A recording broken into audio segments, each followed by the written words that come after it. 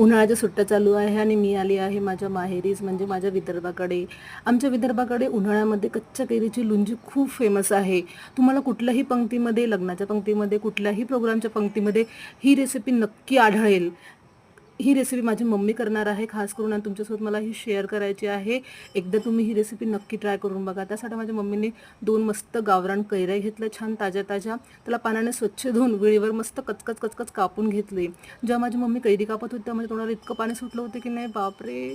आहा! इतक्या रसरशीत कैऱ्या होत्या. ही माझी नानी आहे जी माझ्यासाठी चपात्या टाकत आहे, म्हणजे आमच्या सर्वांसाठी चपात्या टाकत आहे. बघा 4 पिढ्या एकाच घरात. बघा मस्त पैकी माझ्या मम्मीने कैऱ्या कट करून घेतलेल्या आहे. बघा किती रसरशीत कैऱ्या आहे. आंबट आंबट मस्त. माझ्या तोंडाला इतकं पाणी सुटलं आहे की नाही काय सांगू. नक्की तुमच्या तोंडाला पाणी सुटलं असेल बघा.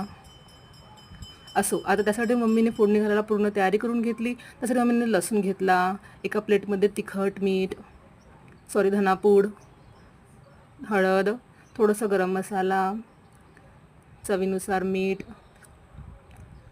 कैरी आहे तर ती खूप आंबट असते माहिती आहे. त्यामध्ये मम्मी ना भरपूर असं गूळ टाकणार आहे.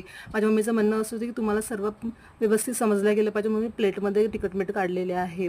नंतर गॅसवर पॅन गरम केला, त्यामध्ये मम्मीने 2 चमचे तेल टाकले. बघा तुम्हीच बघा तेल किती कमी टाकलेले आहे. नंतर ना ते इतकं सुंदर तेल सुटते त्याला ना. आणि त्या तेल गरम त्यामध्ये टाकलं आहे जिरं मोहरी आणि त्यामध्ये टाकणार आहे मम्मीने लसूण न कुटून घेतले त्याची पेस्ट टाकणार आहे बघा. आणि थोडंसं त्याला मिक्स करून त्यामध्ये डायरेक्टच कच्च्या कैरीचे काप टाकणार आहे. म्हणजे लसूण आणि कच्ची कैरी आपण सोबतच शिजवणार आहे. यामुळे काय होते, जर आपण आधी लसूण थोडं शिजवून घेतला तर कैरी शिजोपर्यंत ती जळू शकते, म्हणून तिला सोबतच शिजवायचं आहे. बघा थोडंसं आपलं शिजून झालं की त्यामध्ये आपण जे प्लेटमध्ये मसाले काढले होते मम्मीने ते टाकले, गूळ बाजूला काढून ठेवले होते. आता त्या मसाला व्यवस्थित मिक्स करून घेणार आहे आणि त्यामध्ये टाकणार आहे अर्धा ग्लास पाणी आणि सोबतच टाकणार आहे गूळ जो आपण काढून घेतला होता. बघा आता व्यवस्थित मिक्स करून घेणार आहे माझी मम्मी. बघा आणि त्याला मस्तपैकी शिजवणार आहे. जे शिजल्यानंतर ना त्याला तेल बघा कशा सुटते आणि किती ते एकदम रसरशीत अशा लोणची होते.